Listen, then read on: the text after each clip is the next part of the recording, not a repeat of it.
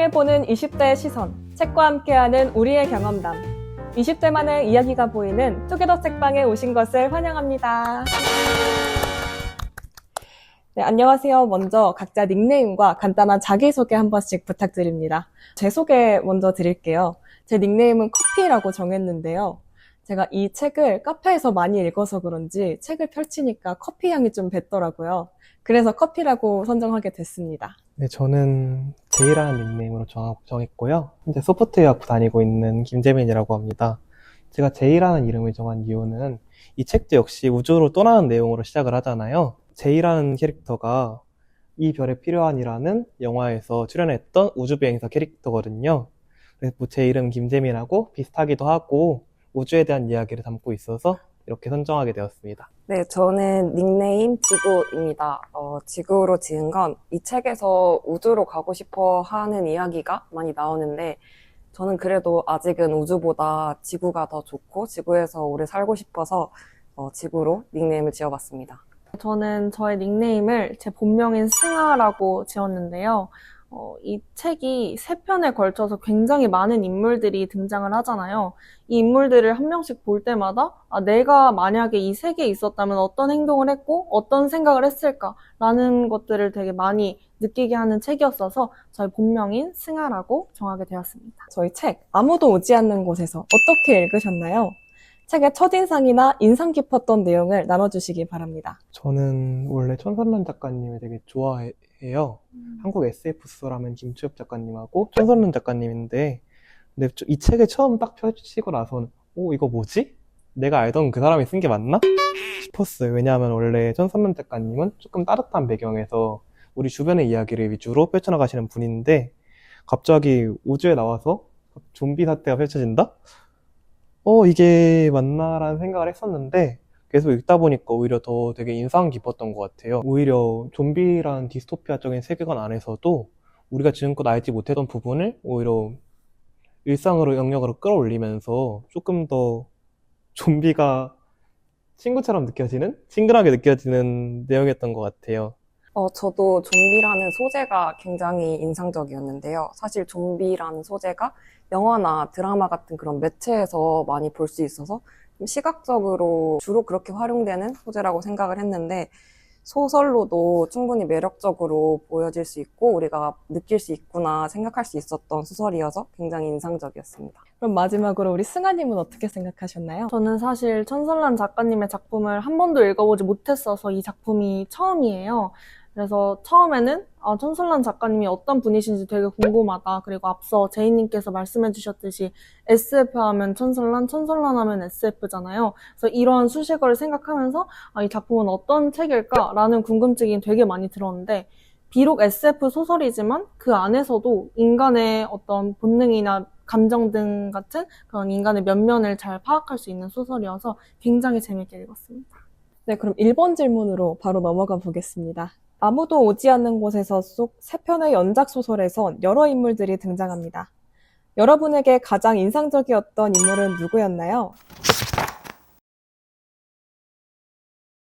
이 책을 읽으면서 등장하는 인물들이 굉장히 매력적이라고 생각을 했어요. 그래서 한 명 한 명에 대해서 이야기를 나눠보면 좋겠다는 생각을 했는데 인상적인 인물에 대해서 이야기를 들어보면 그거에 대한 게 좀 해소될 수 있을 것 같아서 이 질문을 선정해봤고요. 저는 옥주라는 인물이 가장 인상적이었는데 우주로 떠난 것 자체도 굉장히 인상적이었고 상대 역으로 나오는 무코와의 관계성에서도 인상 깊은 부분이 많았어요. 그리고 제일 기억에 남는 건 우주선에서 좀비 바이러스가 퍼졌을 때 무코를 지키기 위해서 함께 가고 싶어서 인공지능의 말을 어떻게 보면 무시하고 자기가 원하는 대로 나아가는 모습을 보면서 어떻게 보면 인공지능의 말이 무조건 옳다라고는 할 수 없겠구나라는 생각도 들고 사람의 감정이 제일 중요하구나 하는 생각도 들어서 이 인물이 가장 인상적이었습니다.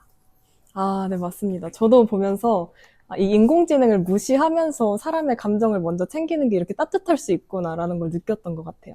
그럼 다음으로 제이님은 어떻게 생각하셨나요? 네, 저는 그 중에서도 나로 표현된 사람과 아내로 표현된 사람 이 성소수자 커플이 굉장히 인상 깊었던 것 같아요. 우리가 평소에 보기엔 성소수자라는 존재가 우리 주변에 쉽게 보일 수 없고 굉장히 이질적인 존재라고 생각을 하잖아요. 근데 오히려 좀비라는 존재가 있으니까 성소수자가 오히려 그렇게 이질적이지 않게 느껴지더라고요. 그리고 책 전개가 되게 녹음기에 녹화된 음성을 듣는 형식으로 진행되다 보니까 이 사람이 여자인지 남자인지를 굉장히 구분하기 힘들었어요.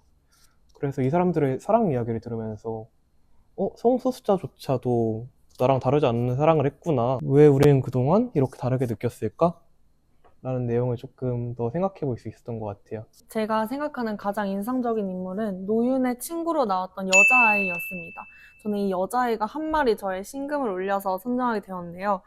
여자아이는 굉장히 어린 나이에 인간은 우주를 명명하려 하지만 사실 우주가 우리 뇌에 담긴 거라며 더 큰 쪽이 작은 쪽을 이해한다고 말을 한 부분이 있었어요. 이렇게 말하면서 은미를 울리는 장면이 있었는데 어린 아이가 어른을 울린다는 것이 우선 굉장히 크게 와닿았고, 은미가 자식을 생각하는 마음, 또 나아가 친구가 노윤을 생각하는 마음, 이런 것들이 복합적으로 느껴져서 이런 부분에 있어서 여자아이가 생각하는 어린아이로서의 그런 삶의 방향성 혹은 감정들이 가장 잘 느껴지는 부분이라서 여자아이가 가장 인상적이었다고 생각합니다. 네, 그럼 바로 다음으로 이번 질문 넘어가 보겠습니다. 구조 헬기를 향해 달려가던 소녀가 발견한 것은 정말 좀비가 된 아버지였을까요? 아버지가 맞다면 소녀는 어떤 심정이었을까요? 네, 이 질문 제가 작성했는데 책에는 소녀와 아버지가 다시 만났다고 조금 명시적으로 글로 쓰여 있진 않지만 그 괴물을 마주친 소녀의 반응, 그리고 그 소녀의 어머니의 반응으로 아, 소녀가 아버지와 다시 재회를 했구나. 이런 걸 좀 알 수 있었던 것 같습니다. 정말 오래전 헤어진 아버지와 재회한 게 맞을지, 그게 맞다면 소녀는 어떤 심정으로 아버지를 마주한 후에 그 올라오는 감정들을 억누르고 헬기에 총을 쐈을지 여러분들과 함께 나눠보고 싶습니다. 저는 소녀가 발견한 거는 좀비가 된 아버지일 거라고 당연하게 생각을 했던 것 같아요. 왜냐하면 그 상황에서 소녀를 멈추게 할 수 있는 건 아버지를 발견한 게 아니면 쉽지 않을 것 같아서 그렇게 느꼈고, 소녀가 아버지를 봤을 때 느꼈을 심정도 복잡했을 것 같은데, 드디어 아버지를 만났다는 기쁨과 왜 이제서야 나타났을까, 왜 하필 지금일까 하는 그런 아쉬움과 원망, 그렇게 합쳐진 감정을 소녀가 느끼지 않았을까 생각했습니다. 맞아요. 저 같아도 되게 복합적인 감정을 느꼈을 것 같아요. 우리 승아님은 어떻게 생각하셨나요? 저도 마찬가지로 이 부분 읽으면서 아버지일 가능성이 충분히 존재한다고 생각을 했어요. SF 소설 같은 절체절명의 순간에서 이 소녀가 느끼는 가장 큰 감정이 바로 두려움이라고 생각을 했는데요. 두려움이라는 감정을 결말인 총알로 쏘는 것에 좀 집중을 했어요. 두려움을 총알로 쏴서 결국 소녀가 만든 것은 두려움의 종말이었지만 두려움이 종말되면 평화가 찾아올 것이라는 그러한 소녀의 생각을 하게 되었는데요. 이러한 소녀의 낙관적인 소망이 독자에게는 비극으로 다가왔지만 오히려 소녀에게는 그런 희극으로 다가오지 않았을까라는 생각을 하게 되었습니다. 네, 그럼 이어서 3번 질문으로 넘어가 보겠습니다. 작가는 구분 지으면 선이 생긴다고 말합니다. 우리가 편의를 위해 내린 정의가 타인이나 세상의 본질을 제약하는 폭력이 되지는 않았는지 우리가 무심코 그어버린 선에 대해서 다시 생각해보고 싶습니다. 이 질문은 제가 선정한 질문인데요. 저는 지금껏 살아오면서 한국 사회는 너무 작은 틀 안에 사람들을 선 안에 가둬놓고 그 안에서 좋은 대학교를 나와서 좋은 직장에 취직을 하고 또 좋은 사람과 결혼을 하고 결국엔 좋은 병원의 1인실에서 생을 마감하는 루트를 너무 선을 그어놨다고 생각을 했어요. 저는 오히려 그 선을 넘어서면 지금껏 제가 되고 싶었던 것들이지만 좋은 대학교 나와서 취업을 해야 된다는 이유로 포기했던 뭐 여행가의 꿈이라던가 여행 사진작가의 꿈을 이룰 수 있지 않을까. 그래서 이 소설을 매개로 제가 그동안 해왔던 고민들을 조금 다른 분들과 나눠보고 싶어서 이렇게 질문을 준비하게 되었습니다. 저도 선이 약간 집단과 개인을 얘기해주는 것 같았어요. 한국에서는 선을 긋는 거는 대부분 집단을 구분하는 데 쓰인다고 생각을 했어요. 그래서 예시로 생각난 게 문과, 이과를 나누는 그런 선 같은 게 생각이 났는데, 그렇게 선을 그어버렸을 때 집단을 구분하기에는 훨씬 편해지지만 그 안에 있는 개인을 설명하거나 정의 내리는 건 훨씬 어려워지고 또 틀에 박힌 이야기밖에 안 되는 것 같다는 생각이 들었어요. 그래서 이 선이라는 것이 집단에서는 편할 수 있겠지만 개인에게 있어서는 편하지만은 않은, 어떻게 보면 개성을 죽이는 결과가 될 수 있지 않을까 생각해 보게 됐습니다. 네, 그럼 마지막 질문인 4번 질문 한번 가보겠습니다. 우리는 모두 각자의 결함과 상처를 지닌 비정상의 존재로 살아갑니다. 그렇다면 이런 불완전한 존재들이 서로에게 느끼는 연민은 사랑의 한 형태가 될 수 있을까요? 혹은 연민은 사랑으로 나아갈 수 있는 감정일까요? 이 질문은 제가 선정했는데요. 저는 살아가면서 이 세상에 결코 완벽한 사람은 사실 없다고 생각했습니다. 따라서 이 책에서 말하는 우리는 모두 완전하지 못한 존재로 살아간다라는 말이 저에게 와닿았는데요. 이 완전하지 못한 존재를 사랑하는 이 세상의 모습이 되게 아름답고도 슬프다고 생각을 했어요. 그래서 어떻게 하면 이 세상에서 사랑이라는 감정이 정의가 될지에 대해서 고민을 깊게 해보았습니다. 저는 사랑이라는 감정 안에는 애정이 전제된다고 생각하는데요. 사전적 의미를 찾아봤을 때 사랑 애자와 슬플 애자를 동시에 사용하는 것을 알 수 있었어요. 그래서 결국 대상을 사랑하는 것뿐만 아니라 대상을 공감하고 연민의 감정을 느끼는 것 또한 사랑이 될 수 있다고 생각을 했습니다. 너무 좋은 말씀이네요.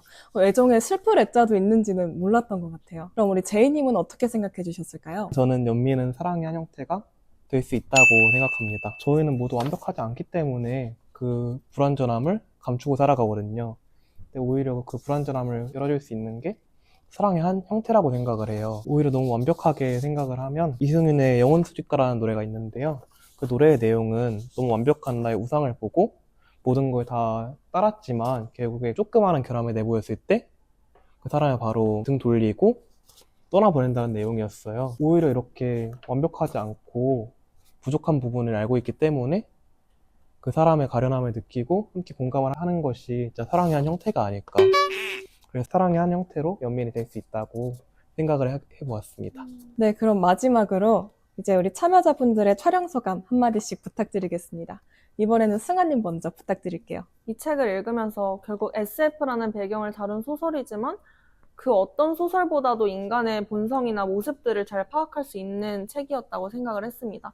이 책을 읽으면서 인덱스를 엄청 많이 붙였었는데 그렇게 정말 저에게 의미 있는 책으로 남았던 것 같고 그 책을 통해서 이렇게 토론까지 할 수 있었던 계기가 되어서 너무 즐거웠던 촬영이었습니다. 그럼 우리 지구님은 어떻게 생각하셨을까요? 인물이나 뭐 배경이나 소재나 뭐 작가님의 묘사나 그런 문장 하나하나가 되게 이야기해볼 게 많은 책이라는 생각이 들었었어요. 그래서 이거에 대해서 이렇게 투게더 책방 통해서 이야기해볼 수 있어서 굉장히 좋았고, 다양한 질문들에 대해서 또 의견 들어보면서 함께 할 수 있어서 좋았습니다. 이렇게 제가 좋아하는 천순란 작가님의 책을 가지고 이제 저랑 같은 생각도 있고 다른 생각도 있고 모두 다 깊은 생각을 가지고 계셨는데 새로운 얘기 나눠보면서 이렇게 대화할 수 있어서 이 삭막한 시험 기간 속에 한 줄기 빛이 되지 않았나, 잘 놀다 가는 것 같습니다. 저도 이 책이 처음에는 되게 어렵다고 생각했는데 어느 순간부터 되게 이해가 되면서 쉽다고 느껴지더라고요. 다양한 분들과 서로 의견 공유하면서 이렇게 깊은 의견 나눌 수 있어서 너무 유익한 시간이었던 것 같습니다. 책을 통해 보는 20대의 시선, 책과 함께하는 우리의 경험담, 20대만의 이야기가 보이는 투게더 책방 마무리하겠습니다.